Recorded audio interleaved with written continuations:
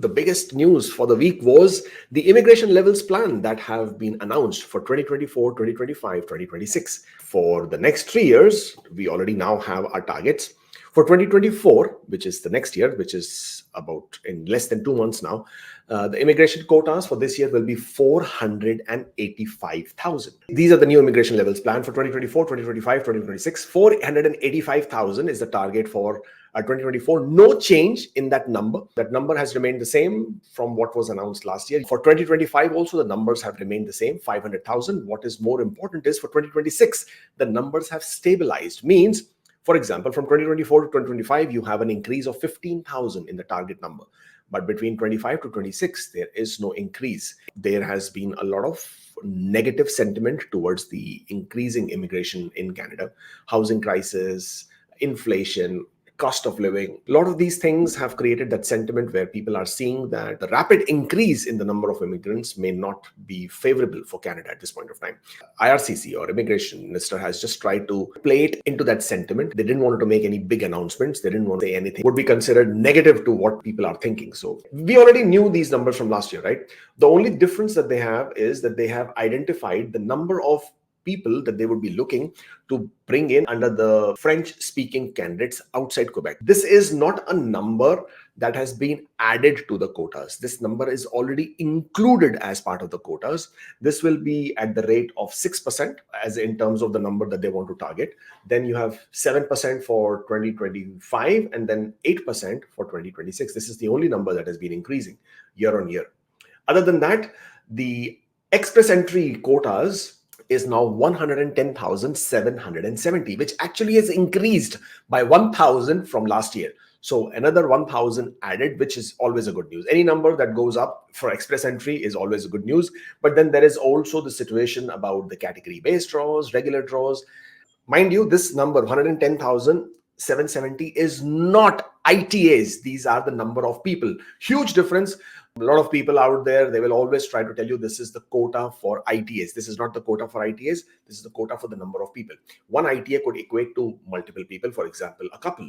For example, a family with child. That would basically means one successful ITA would mean that many number of people against which this quota is established. So in express entry, you would also have portion of these numbers, which is under the provincial nominee programs that are linked to express entry. Provincial nominee program total quota is 110,000. It is distributed for each of the provinces. For example, Ontario has about 16,500 as their immigration quota out of this 110,000. But 16,500 includes all categories, includes human capital priorities, includes job offer streams, international student stream, master's PhD stream, entrepreneur stream. All of these streams together is what forms 16,500. So when you see this 110,000, it also includes all different streams, express entry and non-express entry. If you take a rough segmentation, it's about 45% is there for express entry. So out of these 110,000, you are looking at roughly, I would say 50,000 people, which would get added to 110,000 over here. That would be about 161,000 approximately is what you're looking at. The number of people who will be invited through express entry. So 161,000 people being invited in express entry is basically giving you a total number of an ITA of roughly about 90,000 ITAs for next year. Now, how do we calculate 90,000 ITAs? Well, you calculate 90,000 ITAs based on the fact that there is roughly 30 to 33% rejection ratios, decline ratio. So people who get an ITA but they decline, they don't proceed with an ITA and they go back to the pool, they get an ITA again, they decline. And then people who make application but do not provide correct documentation. They do not provide the marriage certificate correctly, they do not provide the passport copy correctly, they do not provide the correct police clearance. Their applications gets rejected in the R10 stage. So those ITAs are all wasted. And therefore, there is about a 30 to 33% number that you calculate in terms of the ITAs that are wasted. Those people come back into the pool, or the ITAs basically go back to somebody else who can use them. That one successful ITA would equate to roughly 2.23 people.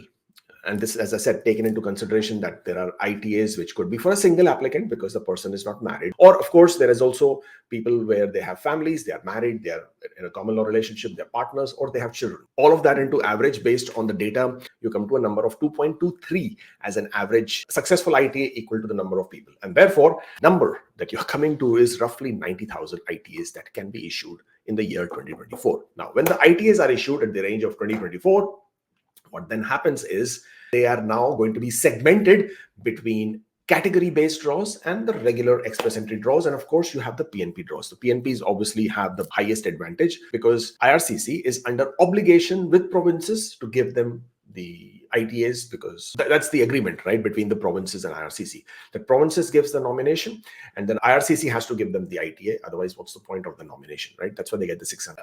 PNPs will always have the highest preference advantage. Even if there are no draws, PNP draws will continue.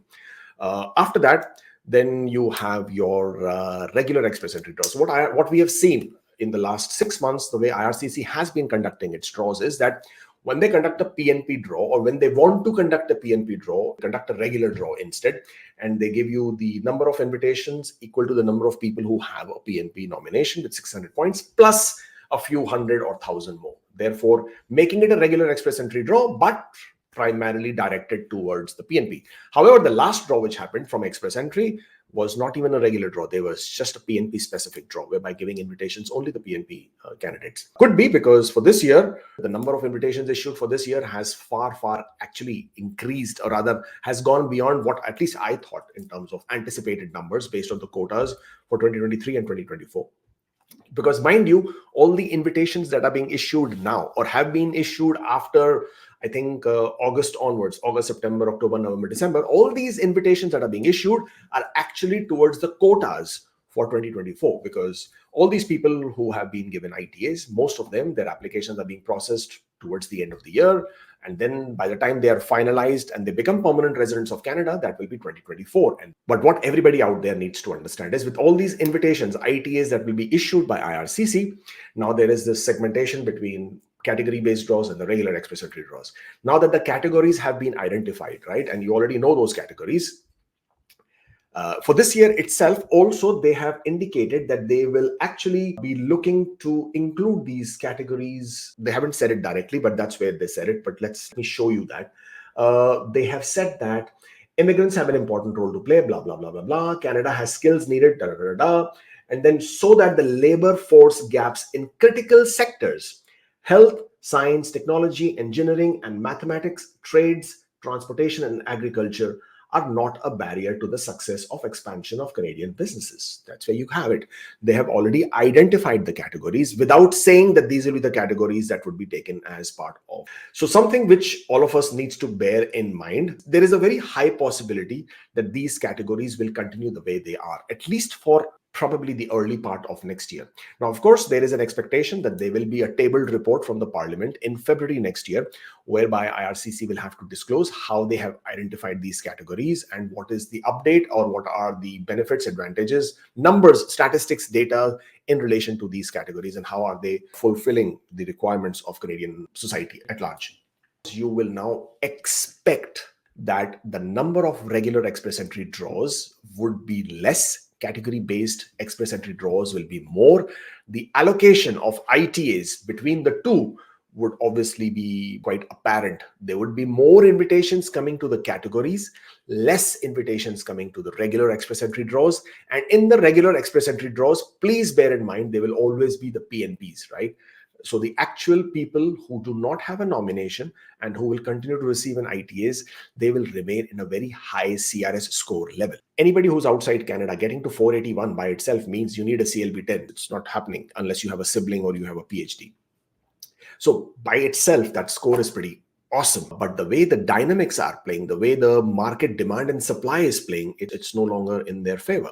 And therefore, a lot of people resorting to LMIAs or job offers, or coming to Canada as an international student, or coming to Canada and then getting a work permit. And of course, resorting to French. My expectation for next year, until and unless IRCC conducts the large draws that they did in April this year, whereby they held back-to-back express entry draws, they invited 7,000, 7,000, 7,000 in 3 draws, total of 21,000 invitations in a span of 2 weeks, 14 days, and the score plummeted down to 481. So it was an intentional move. It was a deliberate move to bring the scores down, because there was this huge number of people that were collecting. Now, if IRCC chooses to do that, and I would not put it beyond them, then you can see some encouraging scores coming back to 465. If IRCC does not do that, do I expect CEC specific draws? I don't expect it. I know a lot of you are anticipating it. I can never say that it can never happen. They say I don't anticipate it. And the reason for that is all program draws include CECs. All the category based draws include CECs. So if you are a Canadian experience class and if you have the experience in the right areas, then you would get through anyways, right? It's people who are expecting general draws. It's people who are expecting that because they will do CEC specific draws, the scores can go down to 430s, 420s, maybe 300s. For you guys, this is going to sound really, really harsh, but at least I don't expect it. And even if they were to conduct an isolated here and there two CEC specific draws, the scores are not going to come down. Or rather, they will not be drastically a very low score if that is what you were anticipating. So that's basically how the ITAs and the game plan for express entry is looking like. Certainly expect 490s at some point of time, because now with the new year, as we will move into it, the ITA quotas will get refreshed. And when the ITAs quota get refreshed, then obviously they have a bigger pool to play with. Right now, we are coming to the end of the year, so they have a smaller pool of invitations to play with. That could be one of the reasons why they did a PNP specific draw and not a regular draw, because now as we go closer to the last month of the year, they would have lesser number of ITAs to draw out. In my expectation, we're looking at 4 draw weeks this week, expecting a draw, 2 draw weeks in December now. So therefore, 4 draw weeks this week itself, expecting 1 at well. This is how the PR immigration quotas or targets are looking like at this point of time. As I said, nothing drastically different here, except for the fact, quite surprisingly, Atlantic Immigration Program quotas have been reduced. Yeah, federal business remains the same. Federal economic policies, as people thought, TR to PR, 3,000 are the number of people who are still going to be finalized. At some point of time, they will be finalized. This is not a target for a new program. It is just a target for the numbers that they still need to finalize. So TR to PRs, that will be finalized there. Apart from that, nothing much else happening here. Parents and grandparents for this year, it's a good news, 32,000. That's a bigger number than last year. And these people are hoping that this year, when it happens, when I'm saying this year, I mean 2024, that they will create a new pool and hopefully new people can enter the pool and invite their parents for permanent residence. Spouses and partners, it's around 82,000. So that also looks consistent, nothing much there. For protected persons and refugees, the numbers have remained the same, no additions there at 76,000. And humanitarian, about 13,000. That brings up the total permanent residence programs and quotas as announced by IRCC. It has been a pleasure again, as usual, and we will see you again next week.